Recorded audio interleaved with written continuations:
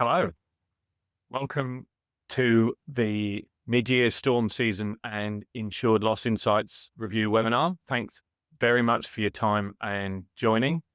So what we're going to do today is we're going to step through what the weather has looked like, and in particular severe convective storms and winter storms over the past 8 months or so, and then look at insured losses over a similar period, wrap it up with what sort of an impact that might have on your reinsurance programs and planning. My name is Nick Hill. I'm a consultant with insurance boutique PR firm Prince Communications. And the webinar is brought to you by Demex, who are the secondary perils reinsurance experts. They take really granular weather data and ground up claims data and develop bespoke working layer insurance solutions for carriers around. I'm very lucky to be joined today by two of Demex's clever people. They have lots of clever people, but particularly on the weather side. So we've got principal scientist David Ryglicki, who has spent 20 years in the US Army building weather models, and also Demex's president of Reinsurance, Matt Coleman, who has spent a lot of time before he joined Demex creating risk transfer businesses in reinsurance and weather derivatives. He's also got MS in meteorology. So welcome, guys. Before we crack into the main bulk of the presentations, I wanted to ask you a couple of questions. So we've got a little poll that we're going to bring up just to find out what your thoughts are on what the years look like so far. All right.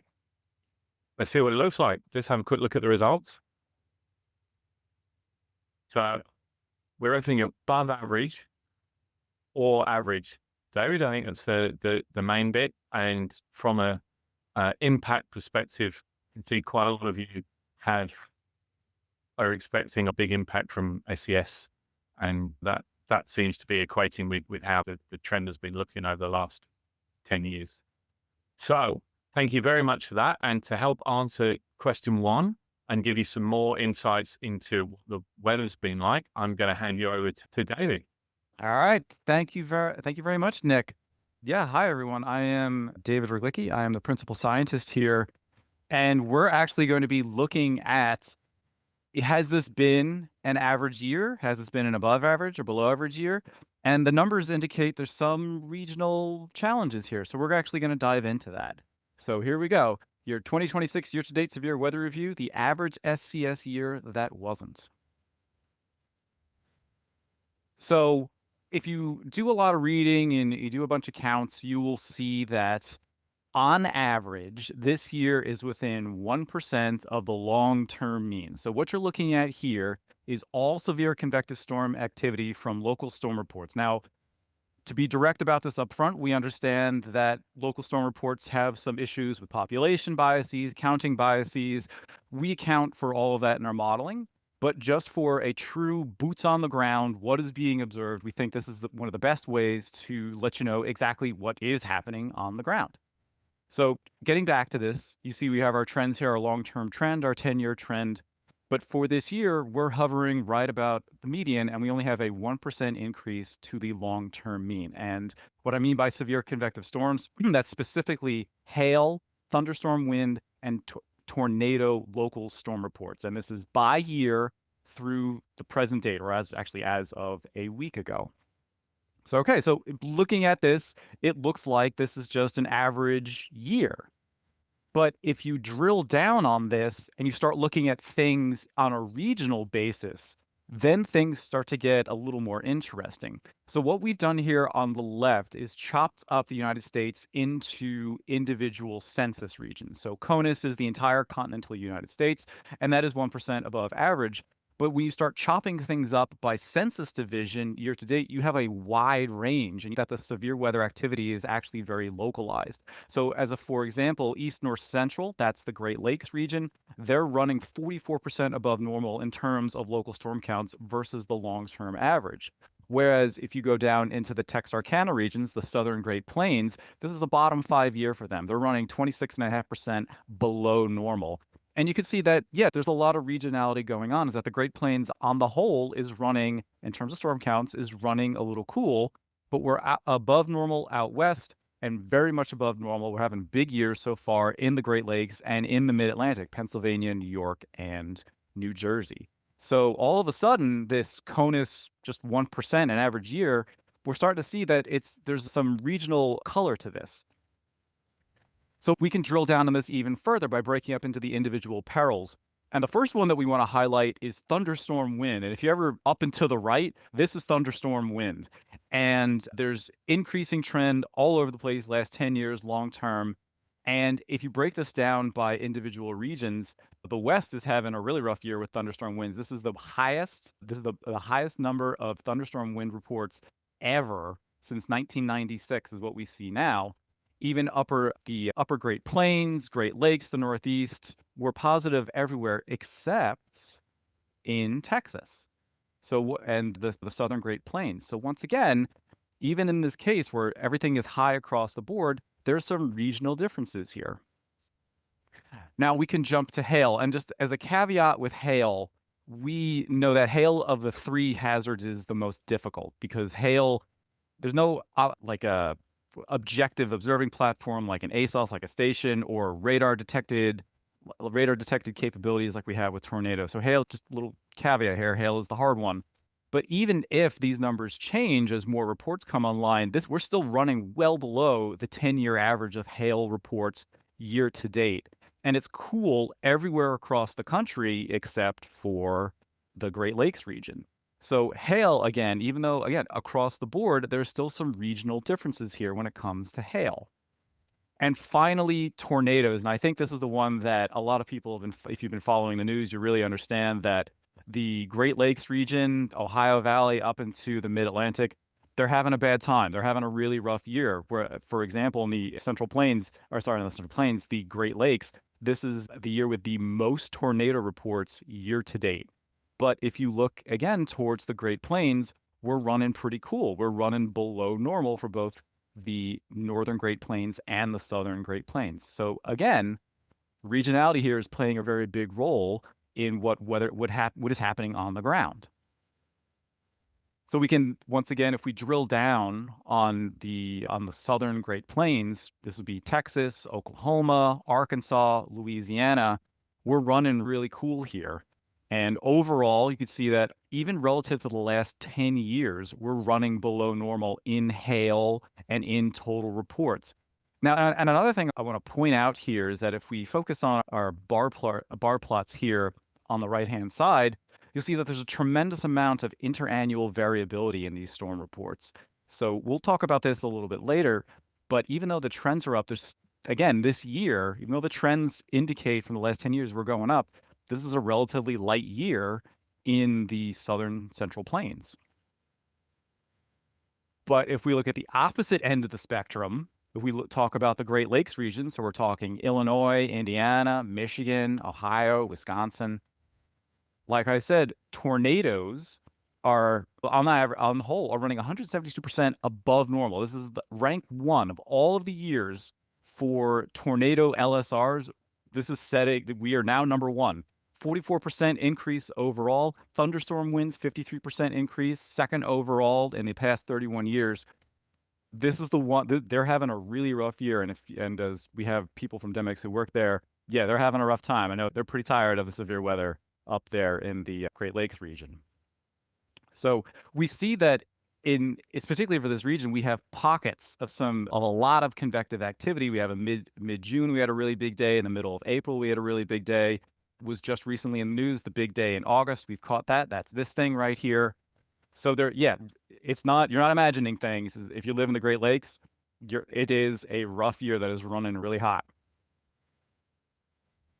So if we take a step back and look at how these things are changing or how they've been seasonally, what we're looking at here are precipitation anomalies from ERA 5, which is the reanalysis from on the left-hand side. On the left is your Q1, that's January, February, March. On the right plot is Q2, so that's April, May, and June. So for the first part of this year, it was actually really dry all over the country. I can vouch for that, been living in Florida. And what happened was that the Gulf flipped wet. So all of a sudden, when spring showed up, the Central Plains and the Gulf became a lot more moist. There was a lot more rain. However, even though Texas did see a lot more wet weather, the severe weather was not something that seemed to arrive with it. Now we can take a look at what were the general patterns here. So again, Q1 on the left, Q2 on the right. These are your 500 millibar height anomalies. So this is, we're trying to get an idea of what were the large scale synoptic patterns at the time and what dominated these two quarters. And you can see that things moved. So on the left-hand side in Q1, you had a big ridge out west. And I don't know if anyone had been really keeping track of reports. There were people talking this was essentially a year without a winter in the far west this year. However, in Florida, I can report that in Central Florida, we had lows in the mid-20s, which is just unheard of in Central Florida in January. But what happens in Q2 is that ridge moves to the southeast, and that's when we start getting the storm track as these storms start riding the western and northern edge into the regions that we saw. So this is the fundamental shift meteorologically, what happened between Q1 and Q2. So I know we've talked a lot about storm counts and things of that nature. You may be asking yourself, storm counts have population bias, there's the social media bias, everyone has cell phones now. Is it just a fact of people are observing these things more? So to address that a little bit, we wanted to take a look at the most extreme of the three hazards, and that's tornadoes. And tornadoes are unique for a couple of reasons, is that for the National Weather Service, we have very mature algorithms to detect these things in radar. So there is a way to objectively identify these things. And furthermore, in the cases of more severe tornadoes, the National Weather Service goes out and does damage assessments. So tornadoes are, of the three, are the one we think is the most robust. Furthermore, if you don't like counting, we've elevated this to days. So now we're asking, are the number of days in which a tornado occurs, is that increasing or decreasing? And then we're throwing on a statistical significance. So is this trend statistically significant, increasing or decreasing relative to zero, or are we just caught in the noise? And I think the answers are pretty clear here, is that Tornado Alley, at least in terms of tornado days, is indeed shifting east over the past 30 to 40 years. So you can see in the Central Plains, and this is significant, northern Central Plains are down 14% in terms of tornado days, and in the southern Central Plains, down 28%.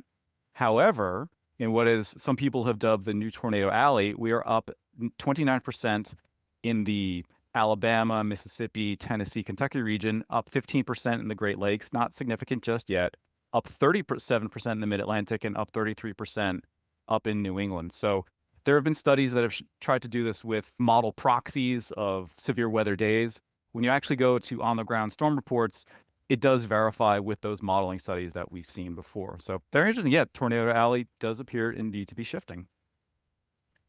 So to take home what's been going on this year is that, yeah, we're running a little bit above normal. Part of that is the hail deficit. This may change as we get more observations. But really, what's the matter here is it's regional and sub-peril views matter a lot. And in terms of above and below normal, we have a 70-point spread between the Great Lakes region and the Southern Great Plains. And really, this comes down to a regional focus. You have to look locally to really understand what is happening with severe weather so far this year. So with that just gives you a summary of what's been happening on the weather front. So I'm going to pass to our president, Matt Coleman, and he's going to take you through a walkthrough how we apply this to insurance and take a more insurance and reinsurance viewpoint of the weather that's been happening. So Matt? Just before Matt starts, I'm just going to cut him off before he has a chance to start. Thanks, Heek, for that, David. That's really interesting. So all those people that happen to move from the Great Lakes to Texas during the year, they were going in the right direction. Whereas if anyone moved the other way around, then they're going to be a bit wetter and windier than they were before. So I think that's good to know. Just a reminder, you may well have seen it anyway. We've got live chat running. So if you have any comments or questions as we go along, and there's also a Q&A button where you can submit a question. When the guys have finished, we'll run through some live Q&As to answer any questions that you have. Finally, we will be providing a copy of the presentation and a recording to everyone that's attended. So Matt, sorry about that. All yours. Let's hear a bit more about the loss side of the equation. Thanks so much, Dave. Thanks, Nick. And yeah, it's really interesting to think about what Dave is showing us in terms of year-to-date weather and layering that on top of just our foundational understanding in terms of both scientific consensus and industry consensus that generally when we think about severe convective storm activity in the aggregate, we chalk it up to annual variability, as Dave mentioned. We don't generally see, from a weather perspective, significant trends in frequency and severity. But what we have seen and experienced on the ground is upward trends in losses. So those socioeconomic impacts like claims handling, exposure management, we have to include that when we're thinking about how do we best project what losses might happen in the future. And so taking into account as well this regionality and the sub-peril perspective of the weather are indeed quite important to understand these insured losses. So next, we're going to talk a bit about some of the significant events that happened this year in weather terms, and then also talk about them in loss terms.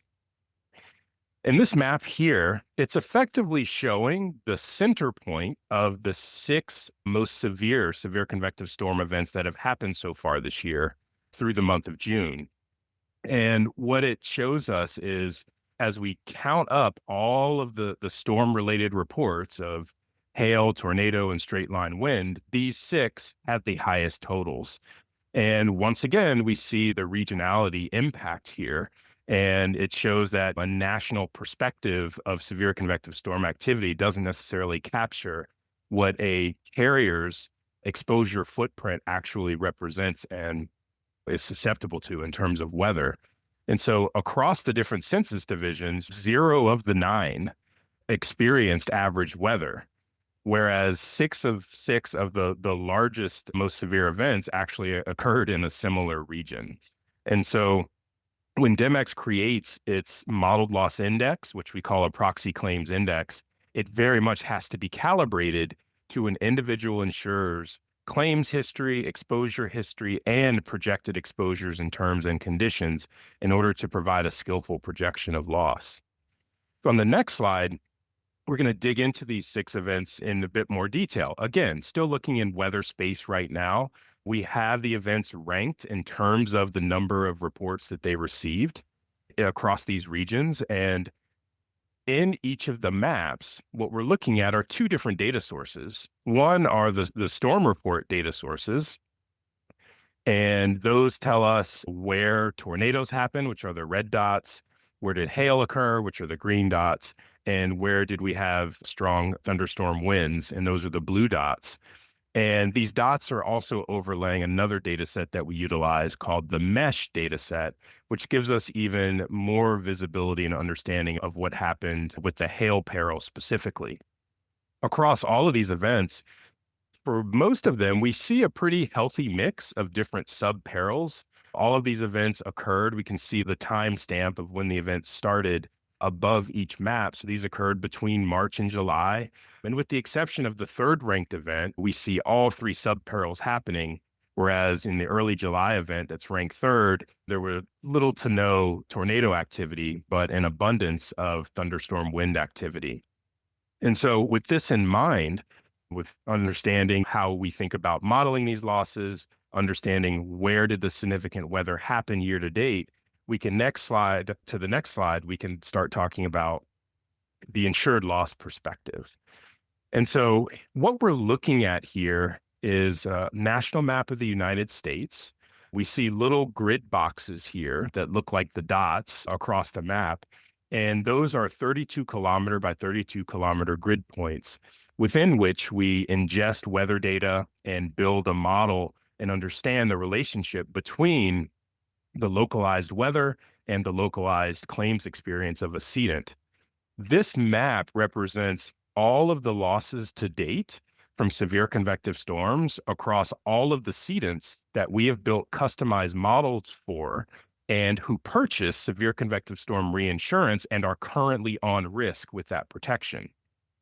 So through the month of June, halfway through the year, this scale is showing us where there were more losses in the red colors and less losses in the blue colors.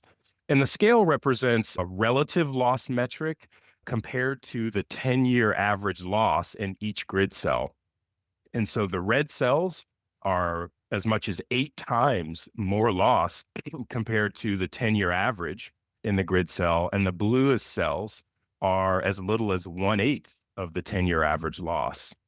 And once again, we see that when we overlay the weather that happened with the exposures and loss experience of each cedent, that we see that hot spot again in the Great Lakes region, really extending from the Eastern Plains up into the Great Lakes and Ohio Valley.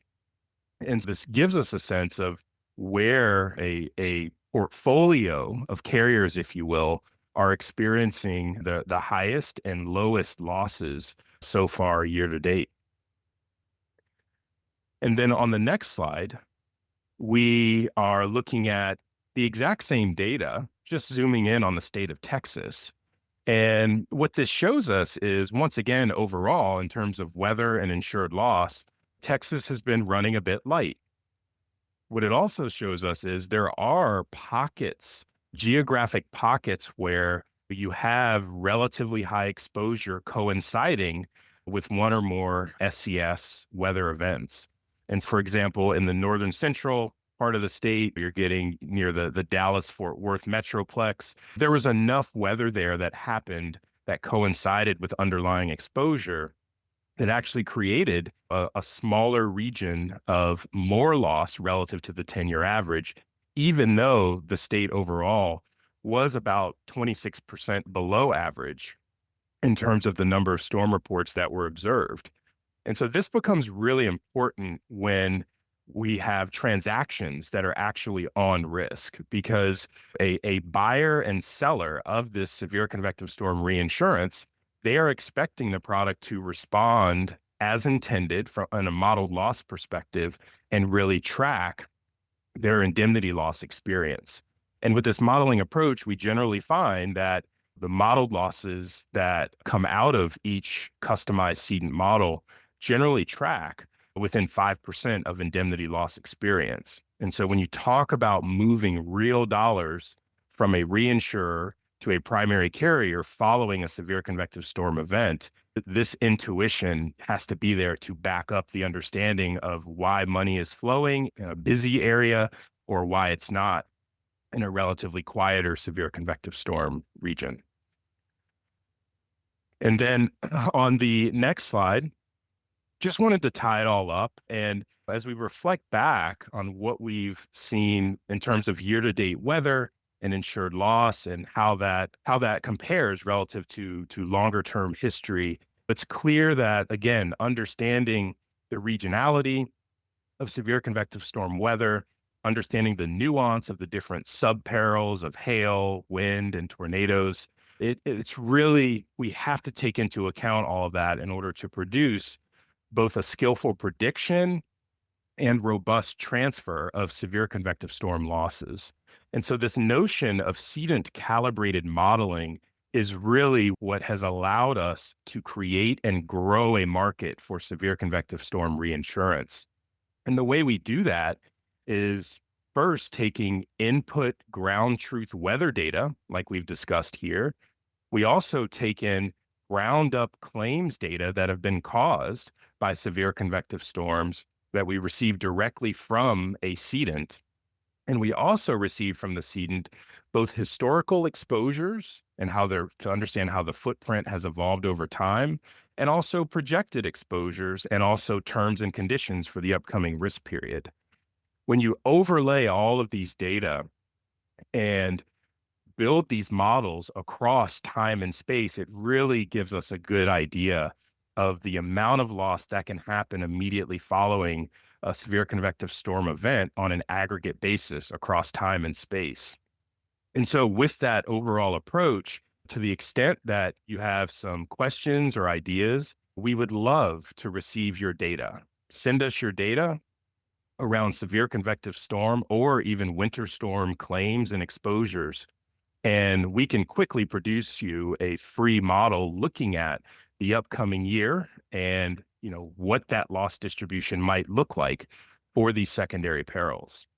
So again, thank you so much for your time here. It's been a pleasure to share what we've been seeing in both the weather space and the insured loss space. And we look forward to receiving any additional questions from the audience. Thanks very much, Matt. Just before we dive into the Q&A stuff, you talked about the projected loss model for 2027. How does that typically help the carriers, or a lot of the carriers using that to look across that whole reinsurance program and determine what the most important aspects for them to focus on are? Yeah, great question. Generally, the way we think about our model and risk transfer product and how it integrates into an overall program, we like to use the analogy of having a big jar of marbles. And those marbles represent an existing reinsurance program of a carrier, largely property catastrophe coverage that guards against the less frequent, more severe insured losses. Our product is like the grains of sand that can fit in between those marbles. So really meant to first address that retained risk, that frequency risk that increasingly carriers are holding on their own balance sheets as opposed to transferring to reinsurers. And the idea is once Demex gets an understanding not just of the data, but also the existing reinsurance program, there's a lot of flexibility in terms of custom tailoring structures, attachments, exhaust, and figuring out a good solution to complement that existing program. And so ultimately, this cedent calibrated approach, it's going to give a reinsurance underwriter a better understanding of the odds of different loss scenarios happening, and therefore making them more comfortable offering severe convective storm reinsurance, often at a fraction of the price of indemnity-based severe convective storm reinsurance.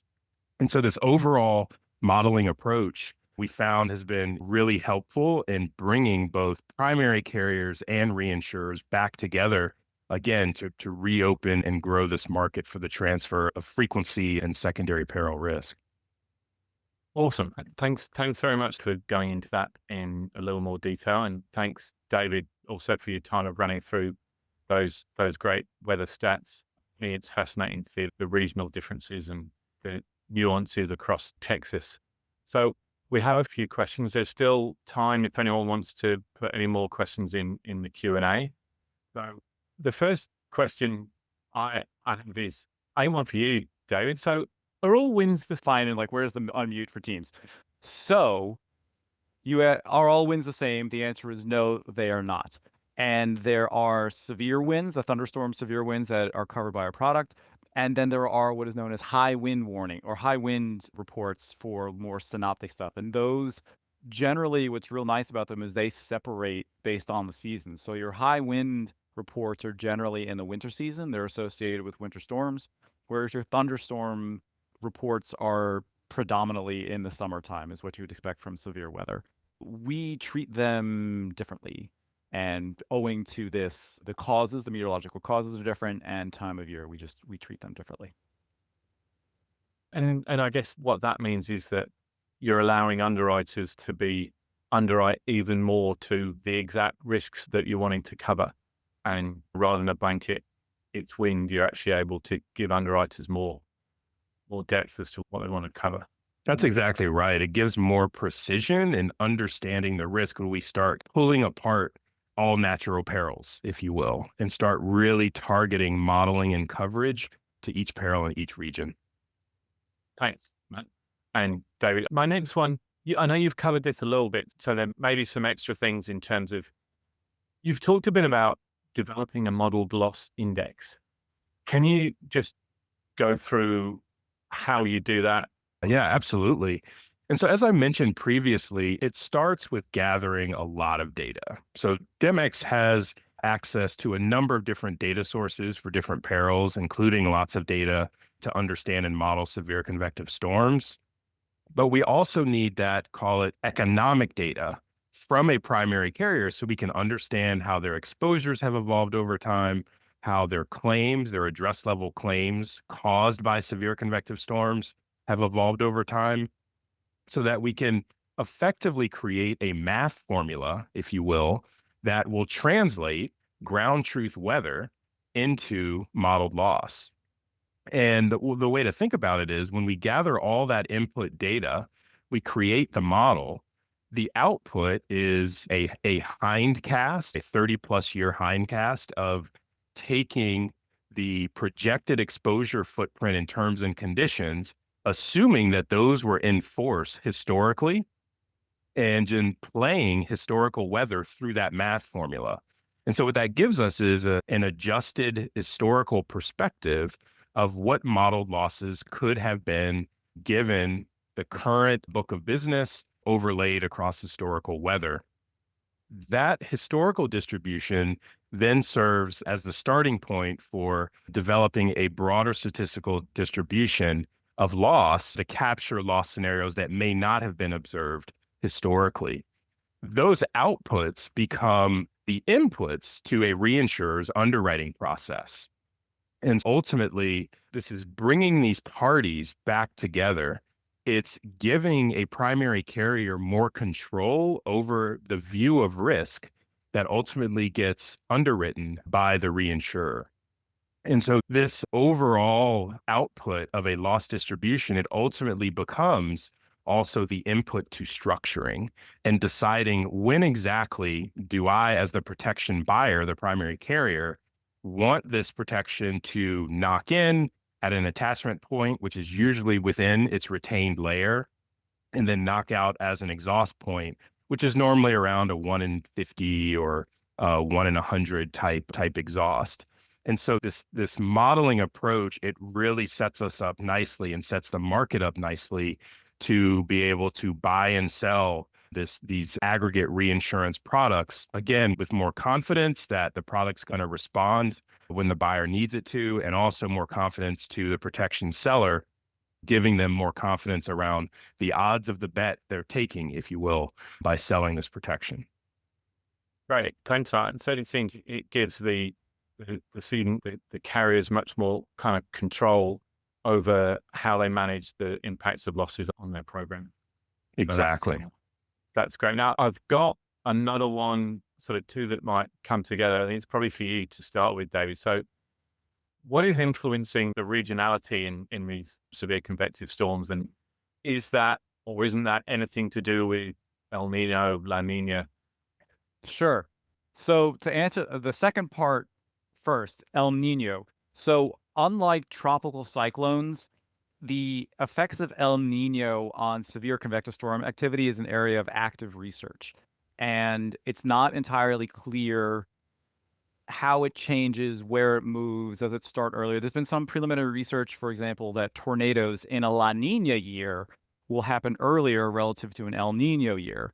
So very obviously we are in an El Nino year. And when I talk about tropical cyclones, the Eastern Pacific and Hawaii all of a sudden has to very much worry about hurricanes, whereas the Atlantic right now is closed for business. So there's still active research. We don't take that into account explicitly. It is implicitly baked into the interannual variability and our modeling methods. Because even if El Nino causes some funny business with the occurrence, we are basically event-based. In terms of why things have shifted, that's also a very interesting thing. So if you take a step back beyond El Nino, there are these large-scale oscillations that exist, like the Atlantic multi-decadal oscillation, the Pacific decadal oscillation. What these are giant shifts in ocean circulation. And while this is still an area of active research, but what happened in the past 40 years is particularly in the Pacific, that PDO signal, Pacific decadal oscillation, that shifted, that flipped. So now your ocean temperatures beyond El Nino have shifted in a material way. So we think, the science community, we think that collectively that is what is driving some of this shift. Again, against the background, like everything is warming, right? So you have to look for relative changes here and there. That so far seems to be the strongest signal, was that the Pacific Ocean flipping its circulation a little bit. But again, this is an area of very active research to figure out exactly what's going on here. Fascinating. Thanks. I've got one more question unless anyone wants to put any more into the Q&A. This will be one from Matt. So based on Demex's analysis showing national trends being quite different from local insured losses, should cedents take a multi-year view when they're considering reinsuring for severe convective storms, especially in regions where the weather activity might seem particularly light this year? That's always ideal. Taking a multi-year view to, as best we can, try to get a sense of, are there trends happening? That's been really hard to tease out from a research perspective. And that's why the default is to think about annual variability. Part of it comes down to as well is, even if there is an ability to model severe convective storm weather on a multi-year basis and the ability to structure multi-year reinsurance protection, will that protection be offered by a reinsurer? So it's a real just ongoing market question of, will reinsurers accept that risk on a multi-year basis? From our experience being in the severe convective storm reinsurance market for the past few years, we see generally that there is an appetite to transfer this risk on a multi-year basis. And what's really cool about our approach and the output from our modeling process is that it's quite straightforward to take a rolling multi-year view of what SCS insured losses might be, and then therefore start structuring what multi-year protection might look like. You may have 2 limits over 3 years, kind of a thing, and it's an opportunity for reinsurers potentially to spread that risk across multiple years and be able to recast the dice multiple years in a row. And that can, depending upon a cedent's risk profile, show up in terms of modified pricing on an annualized basis for that protection. So absolutely, it's good to think about, and we are seeing some interest in both modeling and transferring severe convective storm risk on a multi-year basis. Okay, I remember we did a webinar with AM Best where we were talking about the amount of credit they would give to things with different types of reinsurance products. And I know one of the things that they said, particularly talking about the Demex product, was that you're going to end up getting more credit if it's part of a multi-year or an ongoing program, as opposed to it's just being bought as a one-off. That's something worth noting, I think, for anyone looking at how they're setting up their reinsurance programs. Strategic integration of multi-year protection is viewed quite favorably by AM Best relative to a more kind of opportunistic protection purchase. Great. Thank you very much. We don't seem to have any questions, so just thank you very much to everyone who's listened in. I hope you found this useful. And thanks so much to Matt and David for their great insights. If you are interested in a model loss index and have a look at what it might look like for 2027, then get in touch with us by registration email or the website. And yeah, have an awesome rest of the day. And thank you very much for your time.